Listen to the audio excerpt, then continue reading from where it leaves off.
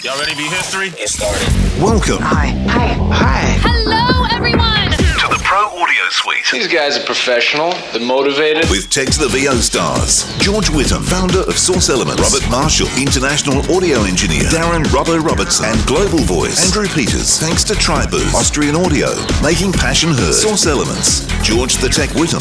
And Robbo and AP's international demos. To find out more about us, check theproaudiosuite.com. Line up, ladies! Here we go. And don't forget the code TRIPAP200. That will get you $200 off your Tribooth. Now, this is part 2 of our conversation we had with Michael Pearson Adams, Gomez if you like, from Waves. This week's discussion kicks off in a different place. We're talking about hearing loss. I don't know, I don't want to take this off the rails too far, but something that's come up in the last couple of weeks more than once. So it seems to be, well, I wouldn't say, maybe it's a coincidence, but maybe it's just the sign of the times and the fact that my clients are all getting older. But people are having a hard time finding headphones that work well for them anymore because of hearing loss. And, so the topic came up. One person asked me about having their hearing aids tuned for professional audio. Another person asked me about just choosing headphones that are better for their hearing, and nothing that they tried worked well, probably because they have severe hearing loss. I was going to say Friday, but normally ice cream. Right. So what I'm getting at is I've been wanting to I've been starting to want to build a chain for monitoring specifically, especially for those with some hearing loss. And, I'm wondering what of the tool set you think might be useful. Like if I was going to build a studio rack for a monitoring chain, is it just EQ, or I'm actually looking at compression and EQ together? Because, if you've lost some hearing in a certain band and you boost the bejesus out of that band, that could be bad too, right? Two syllables, F6. F6, okay. F6, 6 floating bands of multiband equalizing compression. Gives you the ability to choose the threshold on each and every one of them, move them around, and actually decide how each of those bands is compressed or expanded based on the reaction of the voice coming into it. To me, that would be the best starting place for you to create a chain like that. Would be cool. That plugin. Because it's obviously the only person that can decide if it sounds right is the listener, like the person that has a lot. So the way I would have to do it would be to log in remote, source connect in, remote in to their screen, load the plugin, put it into a chain, and then just hide everything and give them the macros and name the macros appropriately. Yeah. Well, that would be the end result. Exactly. But to have that ability for them to sculpt the sound of their own headphones in a way they never could before, this sounds like the right tool to attack that. I want to start looking into building those chains for people because hearing loss is an issue. There is a risk there as well and I talk about this in a completely different way for this than I would if this was music. So, for example, in the music world, we have the lowest latency, as in zero latency, vocal tuning plugin, WavesTune, and WavesTune Live. And there's always been a lot of stigma about, you can't have tuning. It's like one of the best things a tuner can do, if it's used properly, is give the singer confidence. Not fix them, but give them confidence. So if it's on in the monitors, it gives them confidence to remember that they are good and they can do a great job. And that in itself, that confidence minimizes any sharp or flat notes because they're not nervous. Now, on the other end of that spectrum, George, is in a voiceover world, the first thing that comes to my mind as a concern by creating a chain that lets them hear it properly is making sure that they're not hearing, to use an analogy, to make sure that they don't think they're in a Porsche when they're in a VW, as far as other equipment, because audio processing can make you sound amazing, but it also could hide multiple issues with the track that you're recording if what they're monitoring isn't what's being sent to the client. Oh, I would never recommend someone who has hearing loss, unless they are an actual engineer with years of training. I would never suggest that they go into this thinking that they're going to fix their own monitoring themselves without the ears of another engineer or an engineer with good hearing or trusted hearing that can make a judgment, help judge them on where those settings should be. I know they could dig themselves into a heck of a big hole. And it can't be it cannot be a replacement for for everything else that we talk about: proper acoustics, noise floor, mic technique, et cetera, et cetera, et cetera. Well, usually with hearing loss, it's the upper frequencies that go first. So my idea would be to talk to Yamaha and get them to build headphones that sound like NS10s. Huh. Well, the headphones that you have, you're still using the Austrian Audio 55s, right? The X55s? Yeah. Remember when I reviewed those with you and I thought they were too mid-range forward, right? I didn't like the way they sounded, right? Correct. But for you, they were a great match, right?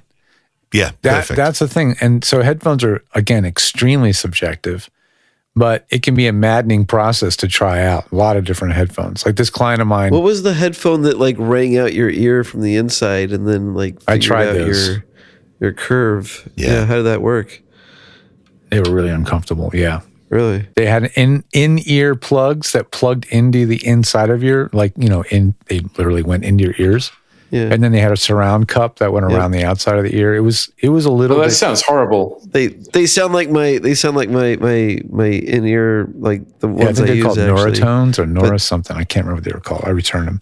Yeah. But the idea there being that, you can make if you can make corrections to a point, and then eventually your hearing loss is going to be too poor. But Well, also you can't correct it when you can't hear at some point. right. So just cranking it up, you just end up with feedback through your hearing aid or whatever. That is true. Yeah. Well, I mean, my friend is an optometrist. My friend is an audiologist, and they said, the danger is if you do continue to boost, let's say 4K, 2K, whatever the frequency band You just lose you that need, too. you're still subjecting that SPL on the eardrum, or more. and continuing to cause damage. So it's a tricky situation. But thanks for the F6 recommendation. I'll look at that. There's a couple of things that about that while we're talking about it. I just want to mention briefly for all you lovely people out there.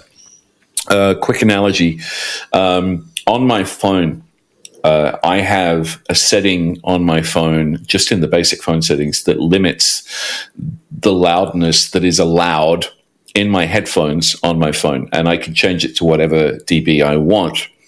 And I have it set fairly conservatively because I value my tool that makes me money, my ears.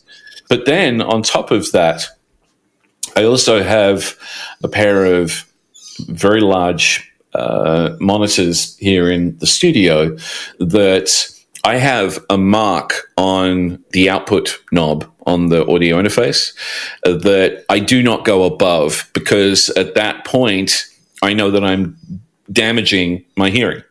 So my advice is always get used to listening as low as possible, because you can, and this is something that Jeff Thomas told me, Robbo, years ago when I was his student, was if you can hear everything at a low volume, then it'll sound great loud. If you hear everything when it's loud, you won't hear everything at a low volume. You do have to stay at the right place when you're mixing within like the Fletcher-Munson curve to make sure that you're not, if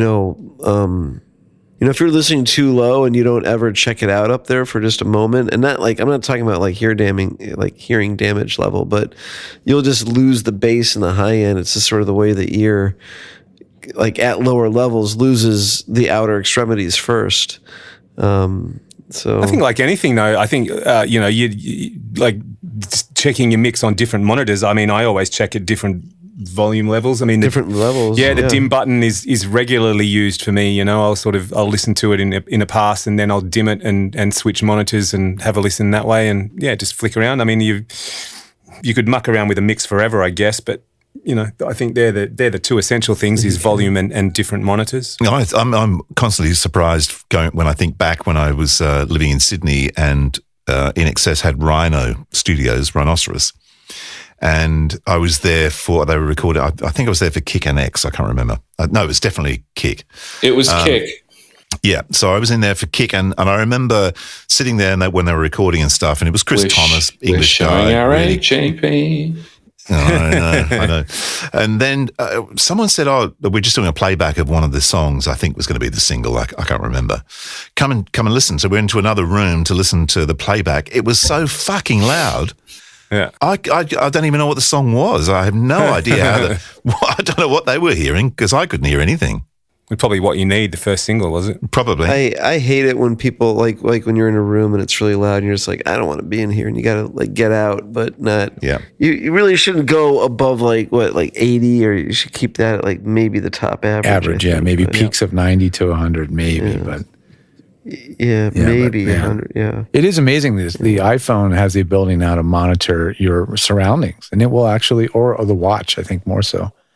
And that's almost like a reason to get the watch. I keep trying to not buy the damn freaking Apple Watch. I'm like, I don't want another addictive gadget. But the fact that it does monitoring the noise levels around your environment and lets you know, you are in an unsafe noise level environment, just so you know. It's that's cool. It's a really good idea. I mean, it's almost a reason to get one of those things. Yeah. Except it can't hear what you're hearing in your headphones, unfortunately. No, it can't do anything for headphones. No, you're absolutely right. Absolutely right. I wanted to ask a question a little bit more on if Gomez is here, but so I love the C4 and I use it like an EQ and I use it like a compressor and it's my de-esser and it's just like whatever the hell you want it to be. And the F6 is kind of a dynamic EQ. The C4 is a multi-band compressor. You see how the different frequency bands work, essentially? Like you're able to tune the F6 more precisely. That is very true. But what are the other kind of differences between, say, a multiband compressor and a dynamic EQ? Oh boy! And in like what uses? Wow, that's a can of worms. This I want to hear. Boom. Okay, so firstly, let's talk about the C4, right? So the C4 was a plugin that we developed not for studios, but we developed it for live. And it kind of was a mixture of, okay, so let's deal with something that gives you compression, expansion, bit of limiting, dynamic EQ, normal EQ, and then has, this one floating band, which we honestly didn't think anybody would use. And then everybody lost their shit over the floating band of the C4.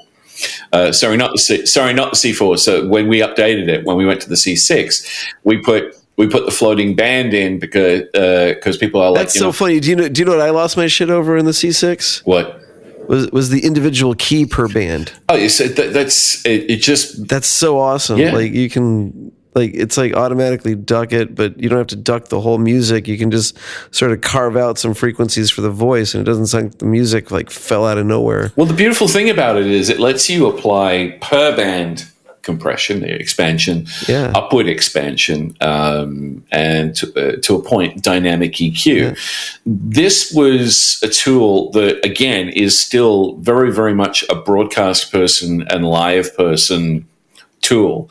And we found a lot of studio people, not all studio people, I'm not going to generalize, but we found a lot of them were like, we just can't work out the use case for this. De-esser. Well, yeah. Like why have a de-esser when you can just have a multi-band compressor with a little compression on the high end? Because it's not the way you're thinking with your broadcast and your post-production hat on, not your music production hat on. So now let's go to one of my favorite products, the F6. The F6 is literally, okay, so everybody loved the floating bands in the C6, so let's just give them 6 floating bands.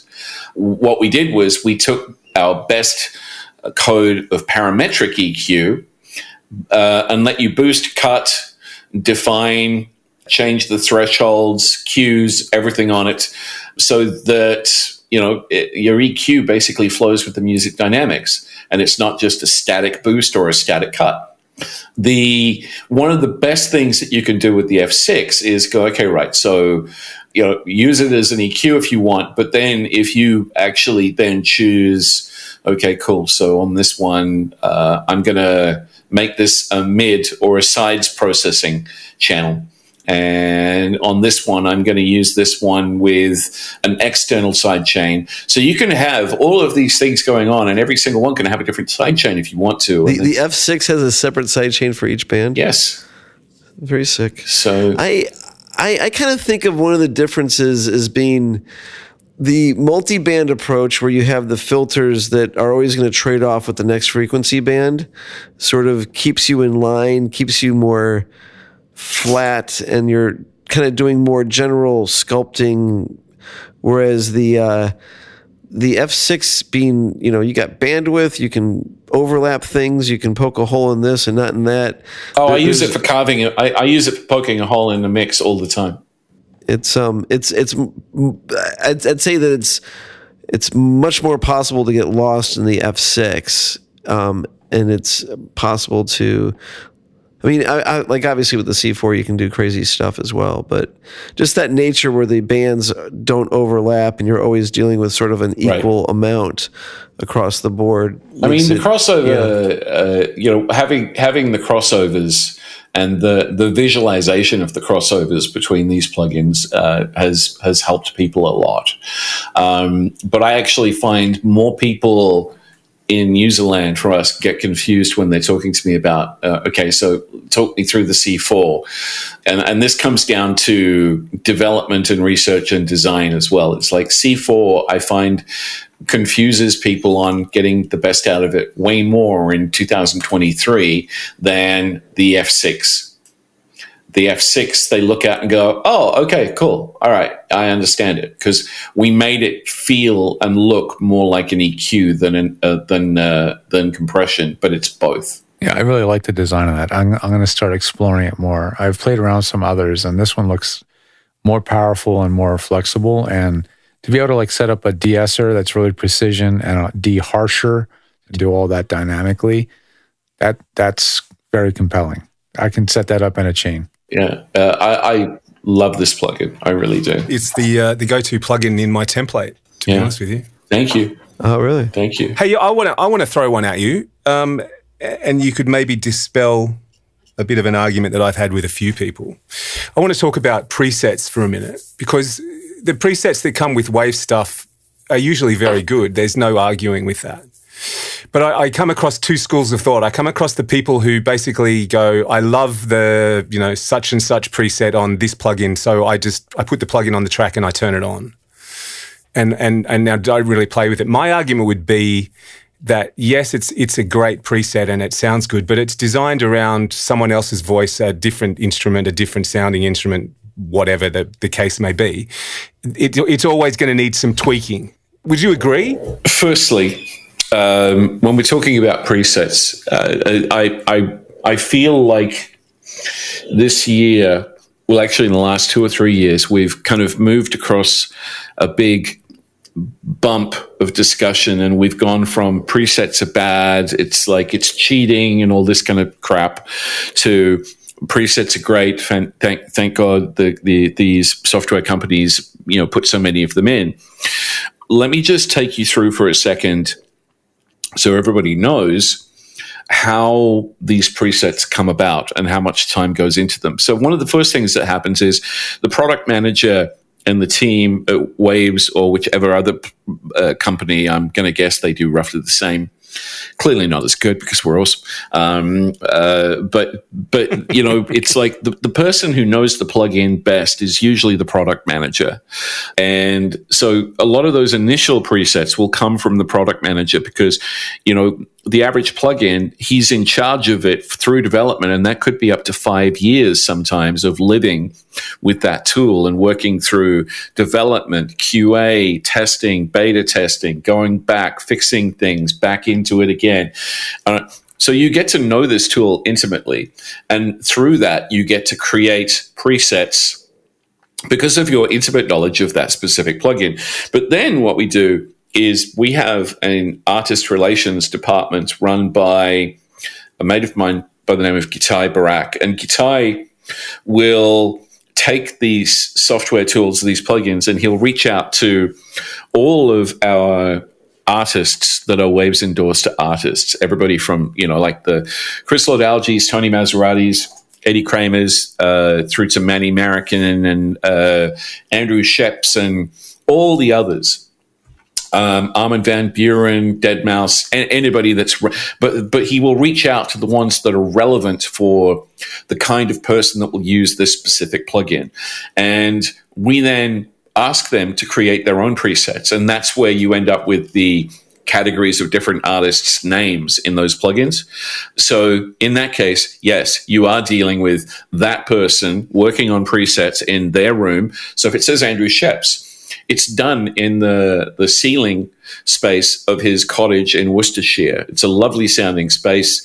He's got a really nice setup. He's got PMCs. The room sounds amazing. That's where those presets come from. And a lot of people will say, well, it's Andrew Sheps' preset. It must be amazing. Yes, for him. For you, it's a starting point. It's a starting point. Take that great starting point from that dude with a lot of experience and then save as your name and tweak the hell out of it so that it works perfectly for you. They are a starting point. They are a shortcut. They save you hours upon hours of working out how to get what somebody else has already done for you. Yeah, I tell my clients that get my custom presets made, this is a starting point. You can use this happily for many years, and some do. I've had clients come back 5, 6, 7 years, still using that preset you made or that stack or whatever. I'm like, really? I wasn't a very good engineer back then, but whatever. If you're booking, that's great. But yeah, I tell people, like, if you're only going to do one thing, get one preset that's EQ'd to you, everything's dialed into you, and now you have an awesome stepping off point to copy or make a duplicate from and go crazy. Now you can always return to home and get back to a starting point that works well. And so these presets that you guys have designed, they're not custom to tuned EQ or whatever exactly to that, to your voice, but you're knowing that the parameters and the ranges of the parameters and such are in musical or tasteful zones. Right. Yes, perfect. I couldn't put that better myself. I'm going to use that on my next Facebook argument, George. So we create these presets so that... And by the way, let me say, Michael, not everybody does good presets. I can tell you a very big company whose DAW I use, and their presets are horrendous. So you guys really do put in the effort. Sorry, go ahead.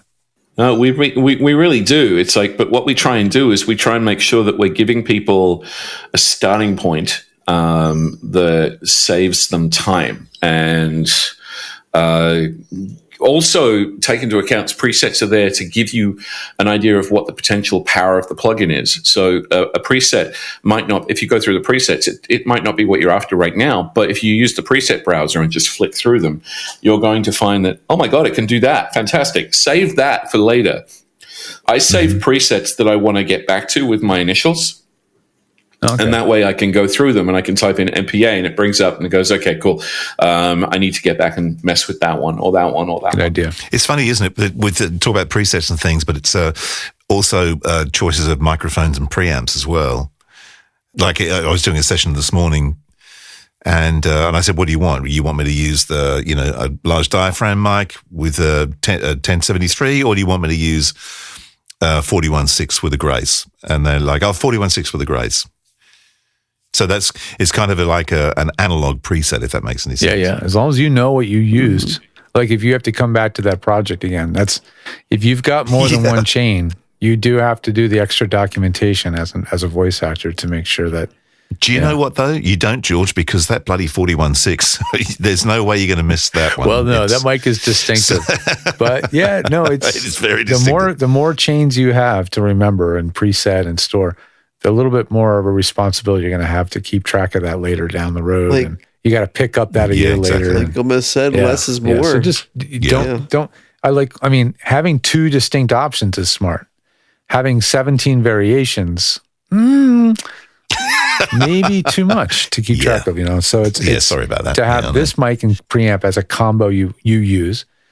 I have clients that have 2 mics, 2 preamps, or 3 mics, 2 preamps. What do they want to do? Well, they want to hear every combination of those 3 mics and those 2. I'm like, no, you don't. You don't need to hear and use all 3 combos of every permutation. Once you have 2 chains or 3 chains, maybe, that are like go-tos. Just go to it. You just find things that you like. Yeah. That work, that are convenient. Like they technically work together. They sonically work together. You know, they're packaged right. There's gear FOMO, man. It's FOMO. People are like, there's something new. There's something new. What can I make it better? I'm like, I get it. Yep. I get And it. this is kind of why, I mean, obviously we've talked about creative access subscriptions from Waves before. One of the beautiful things about a subscription is, you know, if you're on, say, for example, the Essential, you've got 110 plugins that you can mess with. And then rather than actually buying them, if you decide, no, I don't need those plugins, then, you know, cancel the subscription and go and buy 2 or 3 of them instead. It's totally up to you. It's like a mega demo. Yeah, pretty much. The ultimate demo of every plugin. Yeah, there is a very, very good argument for having an overwhelming amount of tools and finding that it degrades your work because you can't think about what to use at the time. I mean, you know, a perfect example is, and I'll take this back to, this is 2008. 2008, I get a phone call from a mate of mine, Brian Gold, who owns a post-production studio house in Detroit. I know him very well. He's a great guy. And he rings me and he goes, mate, we need Mercury Bundle for all the rooms. I'm like, I'm happy to help. How many rooms you got right now? And he goes, 13. So he had 13 rooms at Gold Sound at that point in time. He had just put in D-Commands, Icon consoles, plus HD6 Pro Tools. Was this when the Mercury Bundle had the TDM pricing and then the native pricing? Oh, don't spoil my story. And Brian says to me, he goes, so I'm going to need Mercury Bundles for all of those. And I said, mate, for that, I will personally fly in, install them all, give you a huge hug, and then get you drunk. So Brian then drops the bill on this, which is, you know, at that time, TDM Mercury was $13,450 each. So, and he bought 13 of them. And then he rang me and said, give me another one. I'm going to have a floating one. So there's 14 times 13,000. You do the math. So I go into the studios, and by this time I'd known him and his team for a while. Lovely people. Brian's still a really good friend of mine. And I go in and I install these Mercury Bundles, and I go, okay, I'm going to come back in 3 months. I come back in 3 months. These guys, after I've taken them through all of these plugins before, they were still using the 4 plugins that they were used to, that they'd been using for the last 2 or 3 years. So there is a point where you have to look at this and go, okay, how many tools do I need and which ones am I going to use? And is too many degrading my work or improving my work?